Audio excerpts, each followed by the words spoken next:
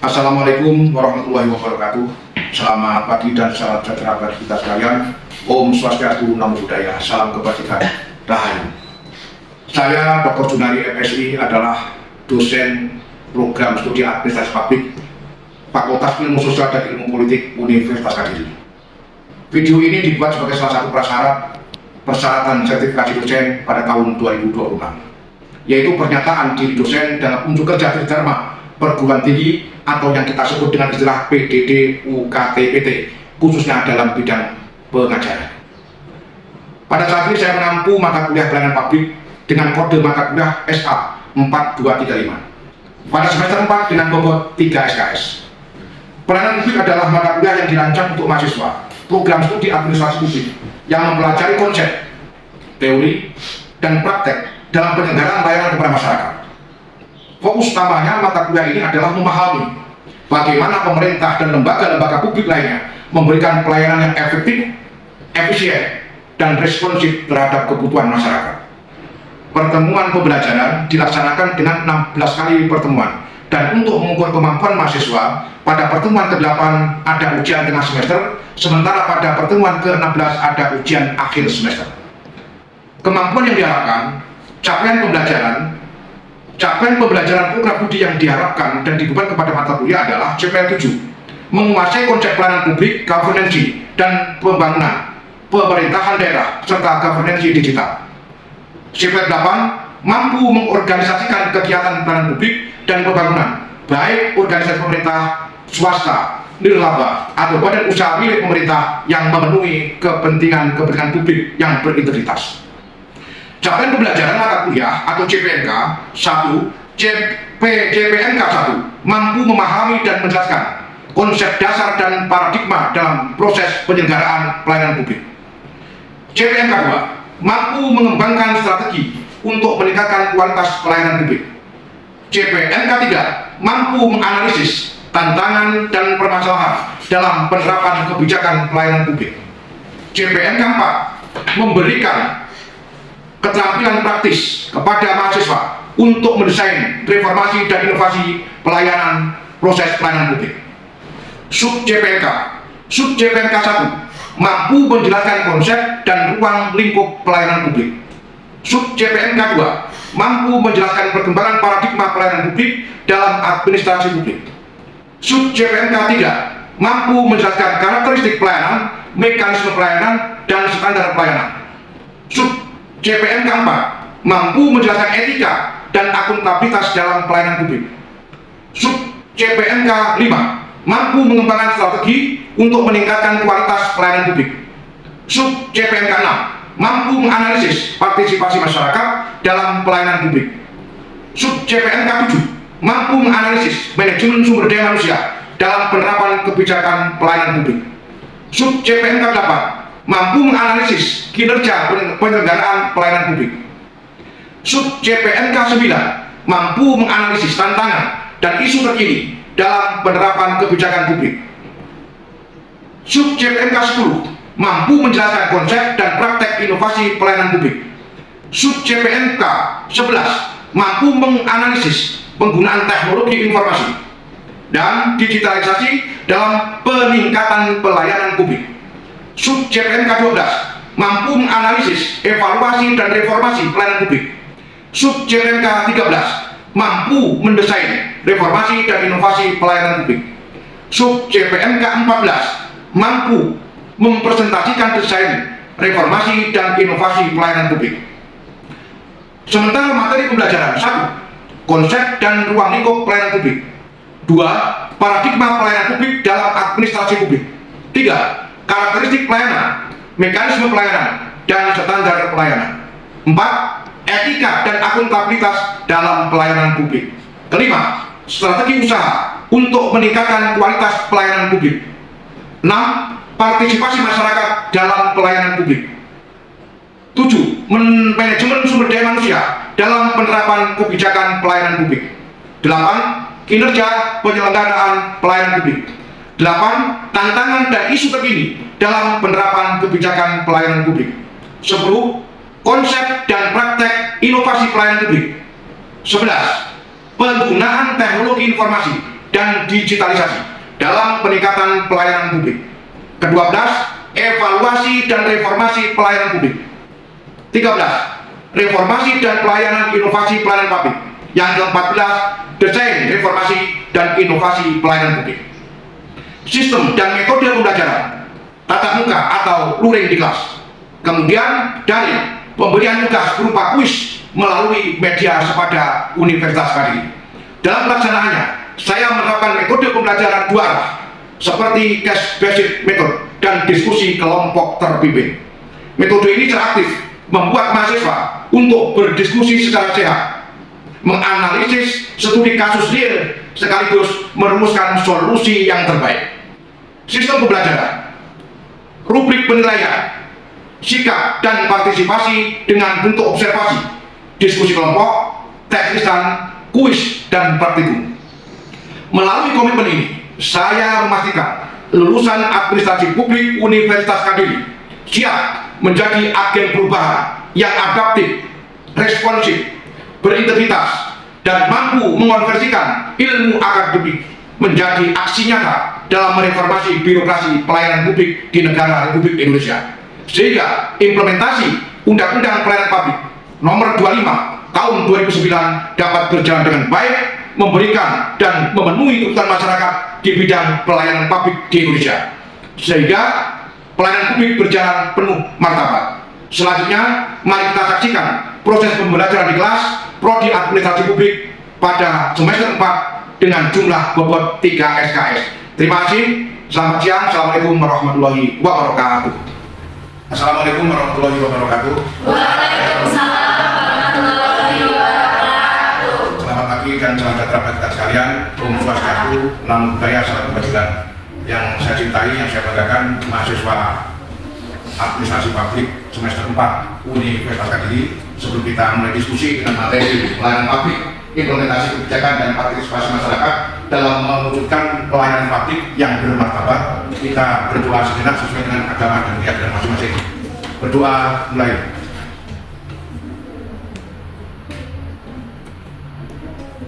Berdoa selesai. Tepuk tangan akan kita bersama lagi.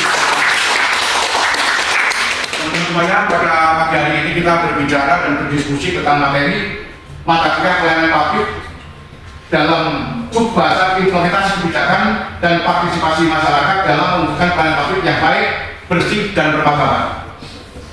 Kata-kata bersih, baik, dan bermartabat ini keinginan semua pihak. Masyarakat menginginkan pelayanan itu berjalan dengan baik, berjalan dengan harapan dan tuntutan masyarakat. Ini semuanya sesuai dengan Undang-Undang Pelayanan Publik. Nomor berapa? Undang-Undang Pelayanan Publik masih kan? 29, 25 tahun 2009. Berarti ada amanah di situ, amanah undang-undang tentang pelayanan publik nomor 25 tahun 2009, di mana masyarakat mempunyai satu harapan Pak, bagaimana pelayanan publik yang diinginkan oleh masyarakat bersih, baik, bermartabat. Oleh karena itu teman-teman semuanya, yang perlu kita diskusikan pada hari ini agar kita lebih fokus. Coba disaksikan Mbak baca sampai itu.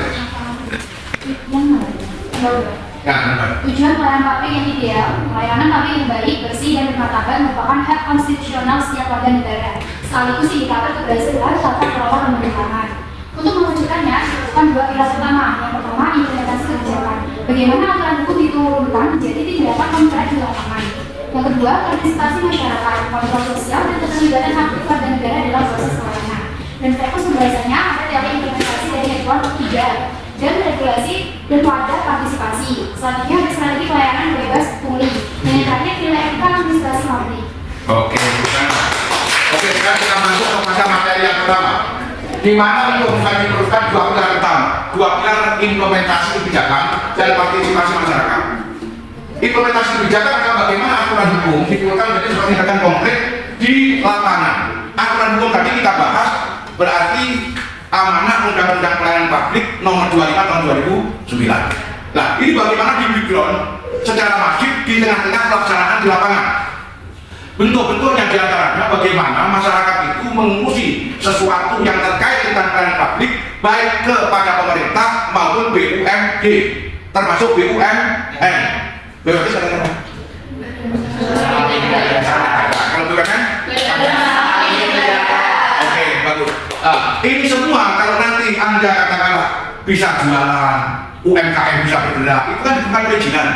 Perizinan itu harus secara cepat, tepat waktu, dan tidak mudah berbelit-belit. Kalau bahasa kita orang namanya ribet. Kalau terlalu ribet, masyarakat juga tidak akan menaruh hormat kepada pemerintah yang memberi pelayanan. Yang berikutnya partisipasi masyarakat, kontrol sosial. Kontrol sosial itu penting. Bagaimana keterlibatan masyarakat aktif pada dalam proses pelayanan? Bentuknya apa? Ketika ada di dalam pemerintahan atau pelayanan, itu ada namanya kanal laporan. Benar? Jadi kalau di sebuah institusi memberi layanan itu ada namanya website ataupun kontak layanan untuk memberikan ajuan tatkala pemberi layanan itu tidak berjalan dengan baik. LLM, tidak tanggung jawab. Ketika ada orang datang dia hanya main HP ataupun ngobrol sama temannya sendiri. Contohnya ketika Anda datang ke sebuah instansi, mungkin ke perbankan, di tempat lain, kemudian ketika Anda datang itu tidak dipedulikan atau tidak dihargai, rasa kita kan rasanya kecewa, rasanya males. Di situ ada kontrol sosial. Kontrol sosial dan keterlibatan kita sebagai warga negara bisa melaporkan itu dengan data yang lengkap, uraian kejadian yang jelas, dan tempat kejadian serta waktu yang kita laporkan, sehingga laporan yang kita buat partisipasi masyarakat tidak abal-abal atau tidak awal karena kita tidak senang kemudian kita melaporkan tidak, tapi yang kita laporkan yang memang benar-benar tidak memberi pelayanan secara baik. Kemudian berikutnya implementasi kebijakan. Implementasi kebijakan merupakan tahapan usia pasca formulasi aturan. Kebijakan tidak akan bermakna tanpa pelaksanaan dulu. Makanya teori yang sudah kita pahami, ada perencanaan, ada implementasi, ada evaluasi, ada monitoring. Monitoring apa?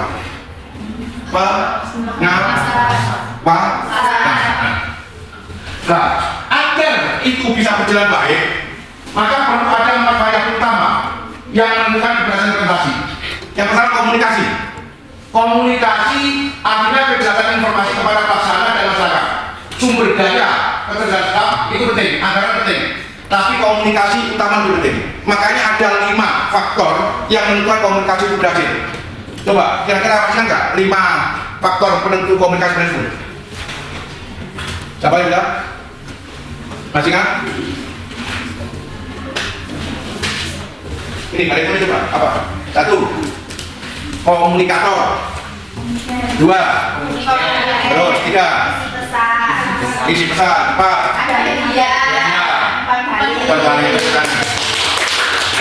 Kalau Anda komunikasinya ada 5 itu berarti komunikasi berjalan dengan baik, berjalan dengan efektif. Katakanlah mau WA atau komunikasi kemudian tidak ditanggapi atau tidak dibalas atau tidak direspon, itu komunikasi baik kan? Buruk. Kalau komunikasi buruk berarti masalah itu bisa menjadi masalah bom waktu dan itu berbahaya. Kemudian disposisi, yaitu komitmen integritas dan kejujuran para aparat birokrasi dan masyarakat negara. Komitmen integritas, ngerti apa artinya integritas? Coba bilang.